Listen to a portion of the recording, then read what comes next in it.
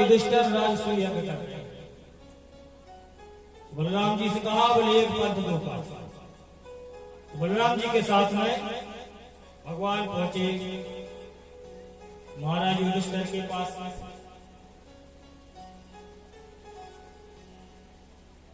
सबने भगवान की विधिवत पूजन किया, भगवान का सम्मान किया।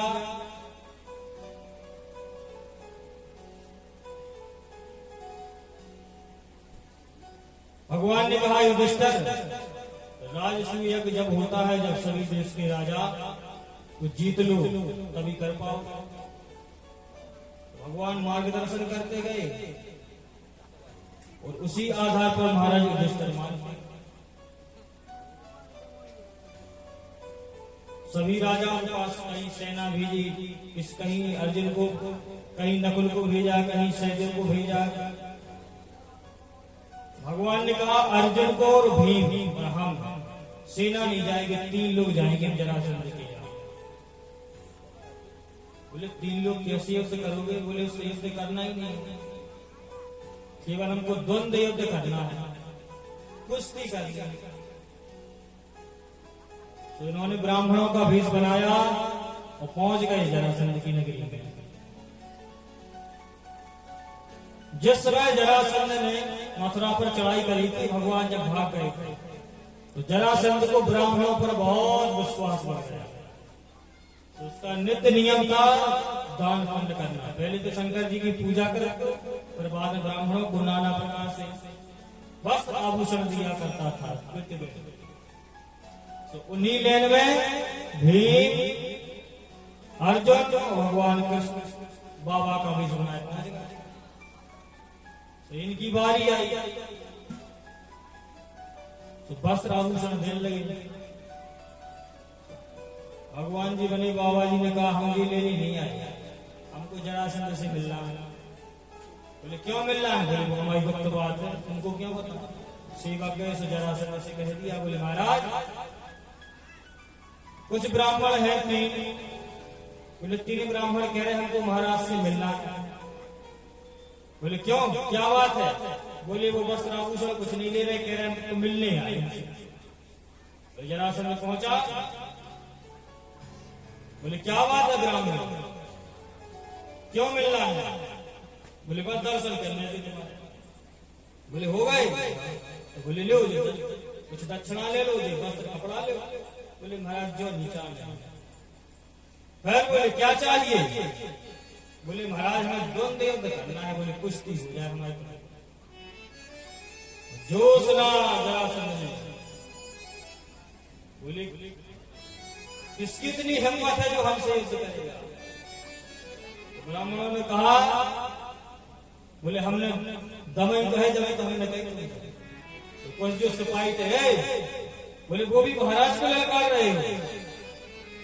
तो सिपाहियों से कहा, बोले तुम चुप रहो, बोले महाराज से बात हो। जरासंध ने सोचा पहले तो कोई ऐसा कह नहीं सकता है, तो मुझे लगता है ब्राह्मण नहीं है, निश्चित ही ब्राह्मण के भेष में कोई और है। ऐसे शब्द ब्राह्मण नहीं कह सकते। बोले बताओ कौन हो तुम? भगवान कृष्ण ने कहा, पहली बार थोड़ी मिल रहे, हम पहले भी मिल चुके हैं। अच्छा, पहले भी मिले हो? बोले हाँ। बोले कहाँ? बोले वही कंस की नगरी मथुरा में। बोले कंस की नगरी मथुरा में कहाँ मिले? बोले इतनी जल्दी भूल गए जरासंध?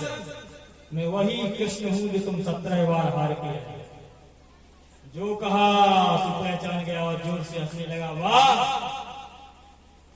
भगोड़ा, आज तू मेरे सामने फिर से आ गया। अरे भग जा, एक बार भाग चुका है मेरे सामने से। भगवान ने कहा, हम तो लड़ने आए, क्यों भागे? तुम्हें दम हो तो लड़ो। बोले हम भगोड़ा से नहीं लड़ते। तो बोले फिर इन दोनों में से छांट लो, जो चाहिए। बोले ये तो अर्जुन कमजोर है। बोले भीम कुछ समझ नहीं आता है, बलवान है।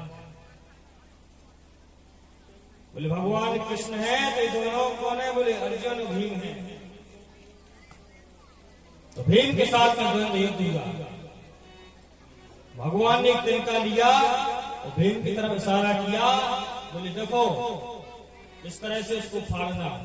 और महाराज जैसे भीम उसके शरीर को 2 टुकड़े में बदल दें, छोड़ते तो अपने आप उसका शरीर जुड़ जाए, खड़ा हो। तो भीमसेन की भी ताकत टूटने लगी। बोले महाराज उसका शरीर हम फाड़ देते हो, फिर अपने आप जुड़ जाता है, फिर खड़ा हो जाता है लड़ने के लिए। भगवान ने कहा हमारी तरफ देखना। बोले इन दोनों टुकड़ों को उल्टी जगह फेंको। और जैसे उल्टी तरफ फेंका तो उसके शरीर के भाग नहीं जुड़ पाए और उसका प्राण हो गया। बोलो भक्तवत्सल भगवान।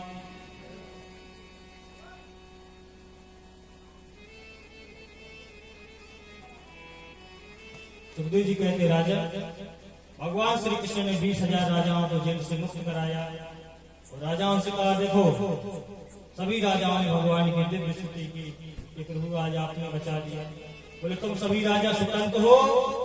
और इस समय महाराज युधिष्ठिर राजस्व यज्ञ कर रहे सभी महाप्रधान, तो सभी राजा आए। अब वह निश्चय हुआ किसी ऐसे महापुरुष को चुना जाए जो प्रथम पूज्य हो, अधिकारी हो, प्रथम पूज्य। बोले किसको चुना जाए? तो सभी एक महापुरुष बैठे। तो अंत में सभा में निर्णय हुआ कि भगवान श्री कृष्ण ही प्रथम पूज्य अधिकारी, इसलिए इनकी पूजा करनी चाहिए। तो सभी ने एक स्वर में हाँ बोल दिया। तो जैसे ही भगवान सभा में पधारे, शिशुपाल ने गालियां देना शुरू किया। इसको भगवान ने वरदान दिया था कि शिशुपाल तुझे मैं 100 गलतियां क्षमा करूंगा, तू मुझे 100 बार गालियां देगा, मैं कुछ नहीं कहूंगा। और 100 से 101 भरी उसी दिन तुम्हारी प्राणांत हो जाएंगे, तुम्हारे शरीर से प्राण निकल जाएंगे, बचोगे नहीं। तो महाराज उसने इतनी गालियां दी कि 90-95 गालियां हो गई। अब उस सभा में आए, गालियां बकने लगा, माखन चोर, धोखेबाज, स्त्री का हरण किया है, हमारा विवाह नहीं होने दिया है, कुल का कलंक, बहुत गालियां दी भगवान गिनते हुए। और जैसी 100 पूरी हुई सो द्वारकाधीश कृष्ण ने कहा शिशुपाल अब तुमको चांस है, लास्ट 100 पूरी हो गई, अब तुम आगे बढ़े तो तुम मरे। शिशुपाल ललकार के बोले हट, क्या समझता है? महाबली जरासंध को मार दिया तो हमको कमजोर समझ रहा है। और जैसे ही उसने गाली दी, भगवान ने सुदर्शन चक्र को आज्ञा दी, सुदर्शन चक्र प्रकट हुआ, वो आगे की तरफ बढ़ा, शिशुपाल का वध कर दिया। बोलो द्वारकाधीश भगवान की जय हो। तो सभी लोग बड़े भाव से ताली बजाते हुए और अपने मुख से भगवान का नाम गाइए। बोलो भागवत भगवान की।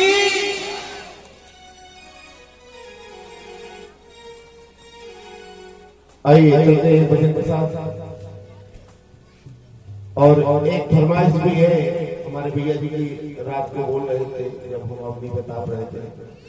तो देखो वक्त भी बस अब समापन की ओर है कथा का। मैं अपनी मर्जी का भी सुना सकता हूँ, लेकिन आपने सुना हुआ भजन है। आइए चलते हैं सभी भक्तों को फरमाइश।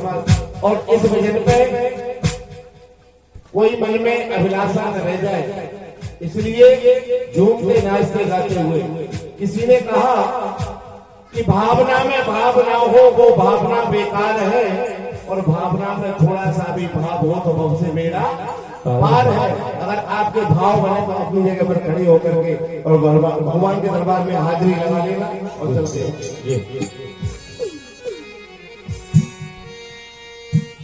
ओ मोटे मोटे नैनन के तू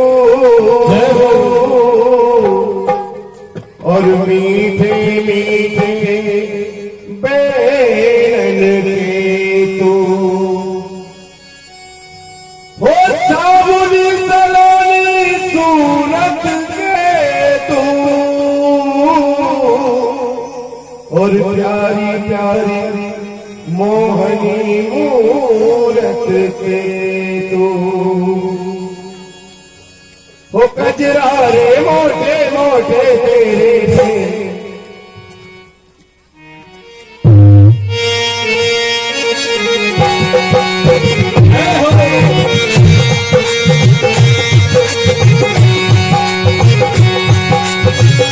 बाटे बिहारी कजरारे मोटे मोटे तेरे नैन। नजर ना लग जाए, नजर ना लग जाए, नजर ना लग जाए, कोई नजर ना लग जाए। बाटे बिहारी कजरारे मोटे मोटे तेरे नैन। कोई नजर ना लग जाए, कोई नजर ना लग जाए, नजर ना लग जाए।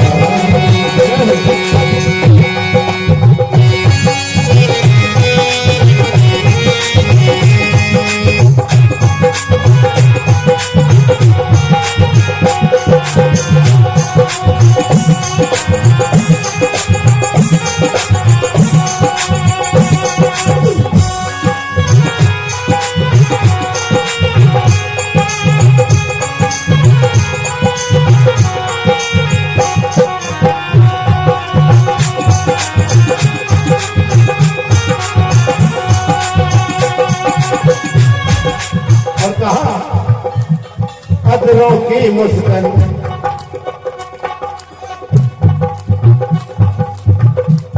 तेरे अदर की मुस्कान, हाय हाय हाय तेरे अदर की मुस्कान, होए होए होए दीवा की वजह, होए होए की लटकन। ओ मैं तो हारी रे कजरारे मोटे मोटे तेरे नैन। कोई नजर ना लग जाए, नजर ना लग जाए, नजर ना लग जाए। बाके बिहारी कजरारे मोटे मोटे तेरे नैन। कोई नजर ना लग जाए, नजर ना लग, नजर ना लग जाए।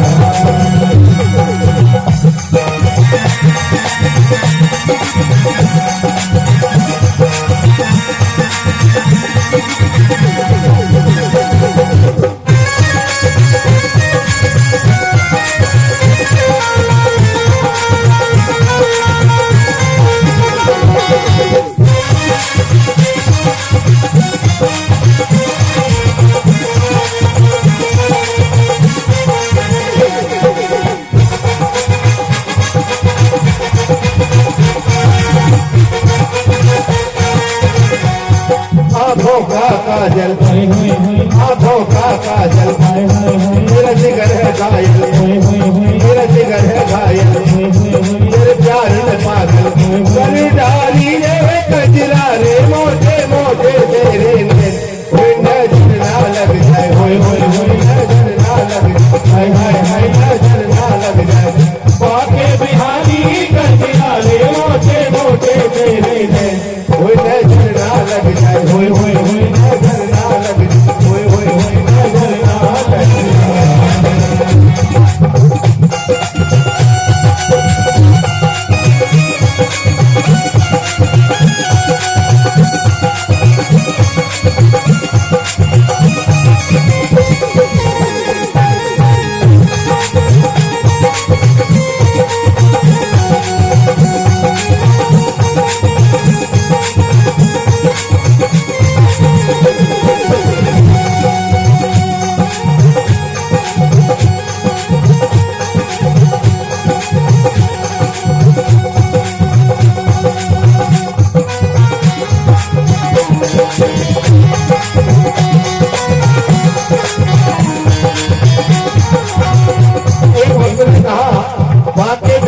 कजरारे तेरे मोटे मोटे नैन, नजर न लग जाए।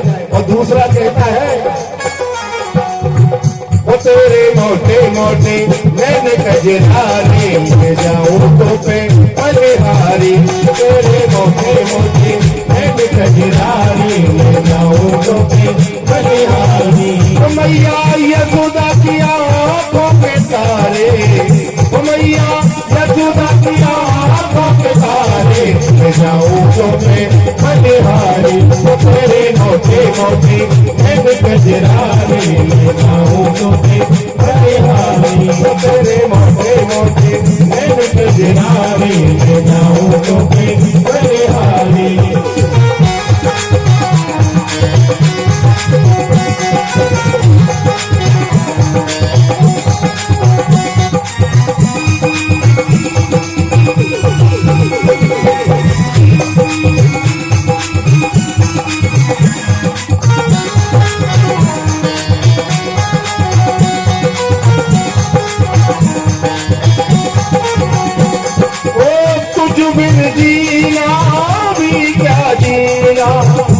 तुझ बिन जीना भी क्या जीना, तू है मेरे दिल का नगीना, तुझ बिन जीना भी क्या जीना, तुझ बिन जीना क्या जीना, तुझ बिन जीना क्या जीना, तुझ बिन जीना क्या जीना, तुझ बिन जीना क्या जीना। और एक भक्त ने बड़ी अच्छी बात कही,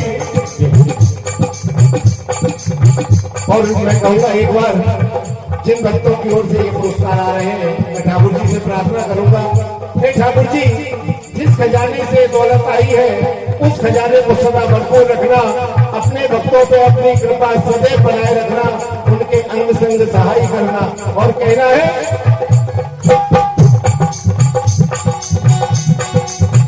किसी के नाक में हीरा, किसी के कान में हीरा, किसी के नाक में हीरा, किसी के कान में हीरा, किसी के नाक में हीरा, किसी के कान में हीरा, किसी के नाक में हीरा, किसी के कान में हीरा। मुझे हीरो से क्या मतलब, मेरा तो श्याम है हीरा, मुझे हीरो से क्या मतलब, मेरा है श्याम है हीरा। तुझ बिन जीना भी क्या जीना, तुझ बिन जीना भी क्या जीना, वो तू है मेरे दिल का नगीना। क्या बात है, सहयोग करो थोड़ा। वो मेरा मुश्किल, वो तूने मुश्किल कर दिया जीना, मैं जाऊँ तो पे बलिहारी, तेरे मुश्किल कर दिया जीना, मैं जाऊँ तो पे बलिहारी, वो तेरे मोटे मोटे मैंने गलिहारी, मैं जाऊँ तो पे बलिहारी, वो तेरे मोटे मोटे मैंने गलिहारी, मैं जाऊँ तो पे बलिहारी।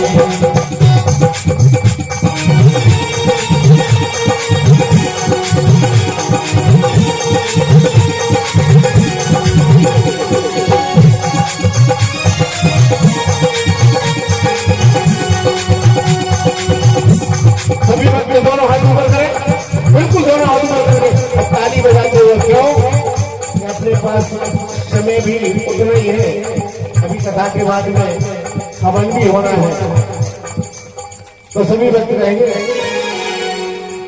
बाके बिहारी कजरारे मोटे मोटे तेरे में, कोई नजर ना लग जाए, कोई होए होए नजर ना लग जाए, कोई होए होए नजर ना लग जाए, हाय हाय हाय नजर ना लग जाए। मैं तो हरी रे कजरारे मोटे मोटे तेरे में, कोई नजर ना लग जाए, कोई होए होए नजर ना लग जाए, हाय हाय हाय नजर ना लग जाए।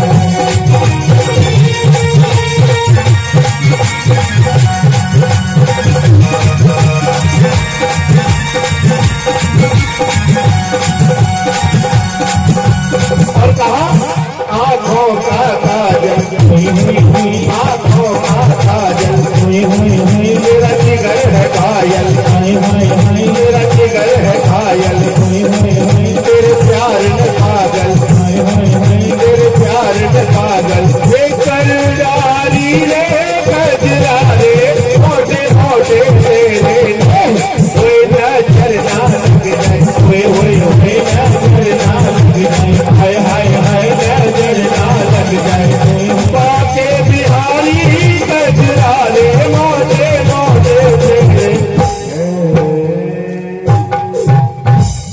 बोलिए वृंदावन बिहारी लाल की, बोलिए राधा रानी सरकार की जय हो। बोले भक्तवत्सल भगवान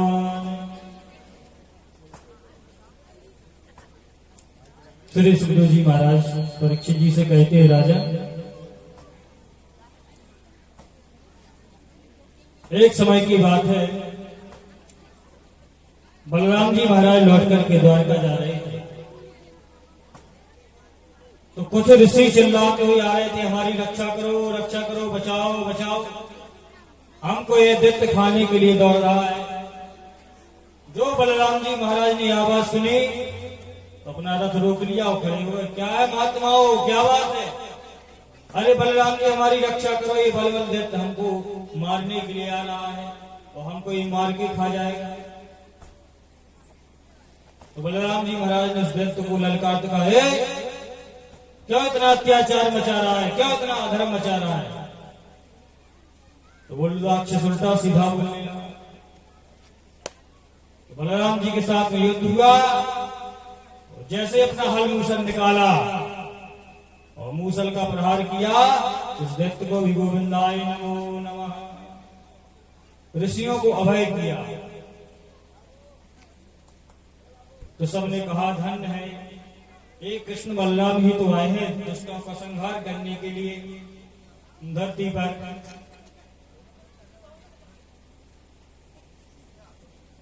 सुखदेव जी कहते हैं, राजन भगवान श्री कृष्ण के परम मित्र थे सुदामा। भगवान के पढ़ने वाले सहपाठी थे, गुरुकुल में मित्रता हुई थी। ये गरीब थे, लेकिन पैसा से गरीब थे, भजन से नहीं थे। भजन से तो अमीर थे, पैसा से थे। इनकी पत्नी का नाम था सुशीला। अपना भिक्षा मांग करके अपना जीवन यापन करते। अगर भिक्षा अच्छी तरह से मिल गई तो बढ़िया से भोजन हो गया, और भिक्षा नहीं मिली तो भूखे रह गए। एक दिन रोते हुए सुशीला ने कहा अपने पति से, स्वामी हमने सुना है कि द्वारकाधीश श्री कृष्ण तुम्हारे मित्र हैं। भगवान श्री कृष्ण परम दयालु हैं, संसार के सभी प्राणियों का कल्याण करते हैं। लेकिन आपने अब तक नहीं बताया कि हमारे पढ़ने वाले सहपाठी सखा हैं, जिसके ऊपर अपनी कृपा दृष्टि डालते हैं महाराज निहाल हो जाता। सुशीला ने कहा, स्वामी